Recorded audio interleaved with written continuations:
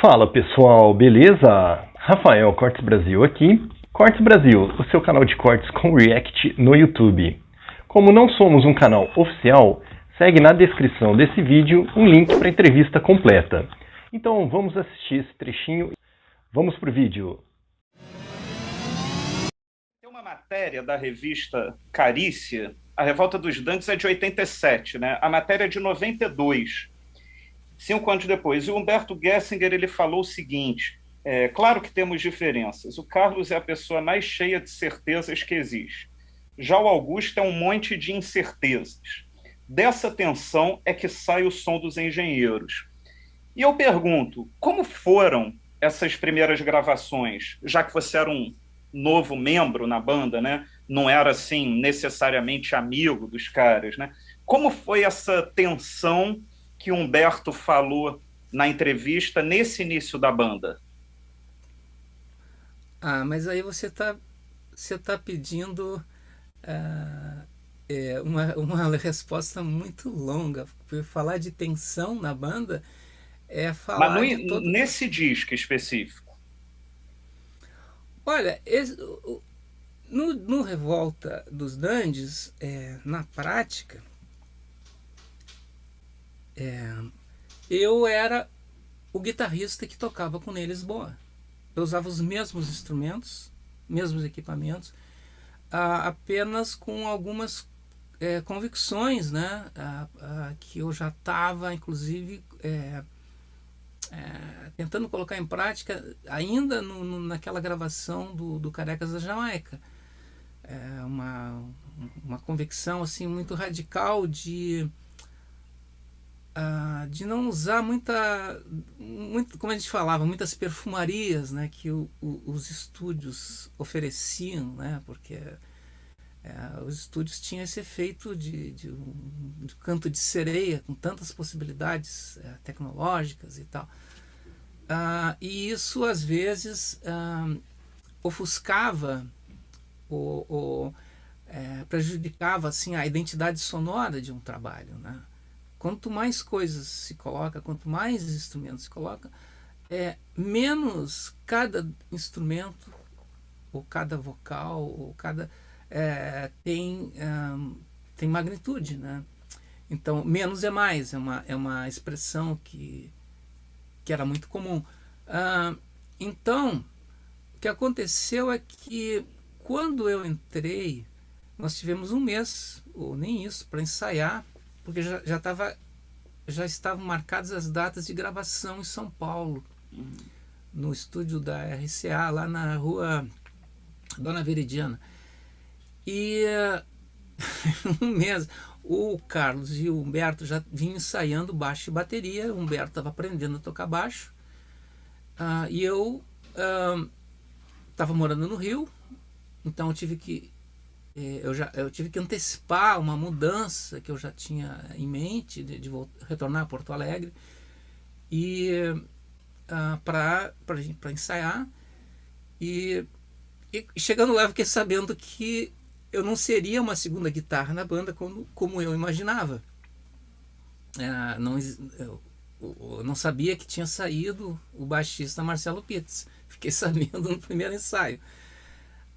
Mas então, aí começamos a tocar e era um trio e eu ia fazendo aquilo que estava ao meu alcance fazer, né? Pegando assim, foram se construindo ao longo daqueles ensaios as ideias para gravação no disco. Acho que entrou uma interferência aí Ficou na meio câmera. psicodélico agora. Quer aproveitar isso? Ou senão eu. Não sei se vai parar. Como eu estava falando, a gente, ao longo daqueles ensaios, a gente foi construindo as ideias, né, para a gravação. Em São Paulo, assim é que tá. Foi por um lado eu me sentia assim a vontade de gravar em estúdio. O estúdio não era uma coisa estranha para mim, né? E até em São Paulo, eu não conhecia aquele estúdio da RCA, mas as pessoas estranharam a minha presença. O produtor era o Reinaldo Barriga e aparentemente ele ficou sabendo que eu estava na banda naquela minha chegada. Então, mas enfim, ali, naquela gravação do Revolta, teve momentos assim. Toda gravação tem algum tipo de dificuldade, né? Isso é uma coisa normal. A gente perde a referência, a gente às vezes escuta ou toca tantas vezes uma mesma coisa, e isso é uma coisa normal. E tem algumas histórias que estão descritas no livro Contrapontos que eu não sabia, que foram... né, foi entrevistado o Reinaldo Barriga, produtor do disco, né? Então ele tinha algumas preocupações e eu não tinha a menor... Não me passava pela cabeça que ele tivesse aquele tipo de preocupação, que eu estivesse sendo... como é que se diz? Isolado e tal. É porque eu não ia jogar sinuca em algum bar à noite. Não, eu voltava para o quarto do hotel e ficava ali trabalhando coisas para eu, né, colocar em prática na gravação. Mas depois daquela gravação eu nunca tive a oportunidade. Minto. Nós reencontramos o Reinaldo Barriga no ano seguinte, quando a gente gravou o Ouça Que Eu Digo, né? Ele estava produzindo um disco da banda Garotos da Rua, né? Na mesma época. E o nosso disco estava sendo produzido pelo Maluli. Então, agora, ali na gravação do Revolta, houve assim alguns poucos ensaios, eu acho que talvez 2, 3, não mais que isso. E ali eu tive um pequeno choque de realidade, né? Que me fez entender o chão onde é que eu estava pisando, né? Que era assim a relação pessoal. Então ali foi deixado claro para mim que ali não haveria uma relação de amizade. Foi uma coisa assim que para mim na época foi muito duro, assim, porque isso colocava em xeque um tipo de ambiente ao qual eu estava acostumado, né? Em estúdio e tocando com... A música sempre foi impregnada com algum componente de afetividade para mim. Então ali foi feito tipo uma sentença, né? Então houve uma explosão, o Humberto fez um discurso lá e tal, então ali eu tive que tomar uma decisão, assim. Pô, eu tinha largado tudo que eu fazia, outros projetos, e eu comecei olha, eu tive que me reinventar, reavaliar algumas coisas, fazer autocrítica também. E aí, nesse processo, desembocava na gravação, na música. Então, eu fazia aquilo que eu tinha para oferecer, né? As guitarras que eu gravei, e aí... eu gosto muito do Revolta dos Nandes. Eu acho que essa tensão, tudo é parte, tudo é um componente assim de construção de um resultado. Eu acho que tudo isso, eu acho que durante toda a minha presença na banda sempre houve uma tensão que pessoalmente não me agradava, né? Eu achava que era assim desnecessário, era improdutivo.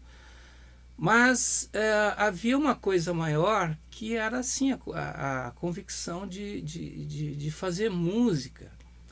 E eu falo fazer música porque na época, se eu falasse esses termos, fazer música, ia soar muito assim, não, nós não fazemos música, nós somos do it yourself, a gente nós não somos artistas, quando é tudo discurso, né? E eu me lembro que nas primeiras conversas com o Carlos Maus, com quem eu conversava, né? Humberto não conversava muito, eu dizia o seguinte: olha, na época existia a revista Bis, né? E a revista Bis tinha aqueles artigos, críticas, falando, e a última novidade do bairro não sei quem, de Liverpool, né? A última das últimas, porque todo o resto do cenário pop já era dominado pelo menos.